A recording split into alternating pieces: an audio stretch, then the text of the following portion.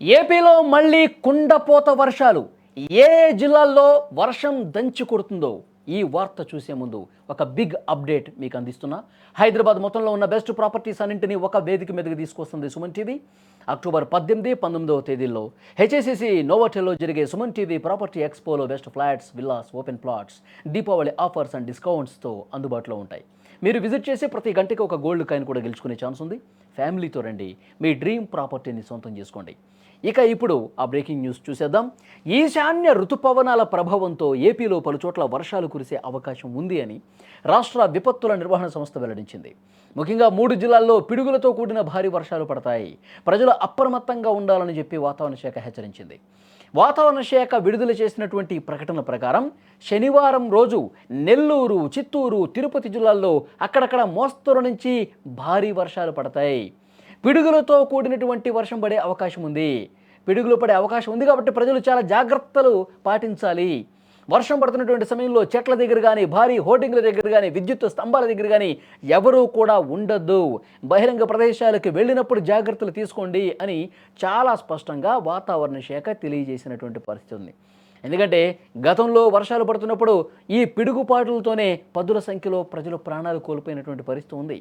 ముఖ్యంగా రైతులు, వ్యవసాయ కూలీలు, పశువుల కాపరులు పొలాల్లో ఉండి ప్రాణాలు కోల్పోయిన పరిస్థితి ఉంది. కాబట్టి వాళ్ళందరికీ కూడా చాలా స్పష్టమైనటువంటి సూచన చేస్తూ ఉంది వాతావరణ శాఖ. ఎవరు కూడా వర్షం పడేటప్పుడు, ఎందుకంటే ఈసారి పిడుగులు ఎక్కువ ఉండే అవకాశం ఉందట, ఉరుములు మెరుపులు ఎక్కువగా వచ్చే అవకాశం ఉంది కాబట్టి జాగ్రత్త పాటించండి, బయటకు వెళ్ళకండి అని చెప్పి వాతావరణ శాఖ చెప్తోంది. ఇక జిల్లాల విషయానికి వస్తే శ్రీకాకుళం నుంచి మొదలుకొని విజయనగరం, పార్వతీపురం మన్యం, విశాఖపట్నం, అనకాపల్లి, కాకినాడ, డాక్టర్ బిఆర్ అంబేద్కర్ కోనసీమ, కృష్ణా, ప్రకాశం, అనంతపురం, శ్రీ సత్యసాయి, కడప, అన్నమయ్య జిల్లాల్లో అక్కడక్కడ తేలికపాటి నుంచి మోస్తరు వర్షాలు పడతాయని తెలిపింది. ఈ ప్రాంతాల్లో కూడా పిడుగులు పడే అవకాశం ఉందని తెలిపింది. మిగిలిన జిల్లాల్లో కూడా కొన్ని చోట్ల ఏవి కృష్ణా కావచ్చు, గుంటూరు కావచ్చు, ప్రకాశం, నెల్లూరు, అనంతపురం, చిత్తూరు ఈ జిల్లాల్లో కూడా తేలికపాటి నుంచి ఒక మోస్తరు వర్షం పడే అవకాశం ఉంది. కాబట్టి ప్రజలు జాగ్రత్తలు తీసుకోండి. వాతావరణ శాఖ హెచ్చరికలను గమనిస్తూ అప్రమత్తంగా ఉండాలని విపత్తుల నిర్వహణ సంస్థ తెలియజేస్తున్నటువంటి పరిస్థితి ఉంది.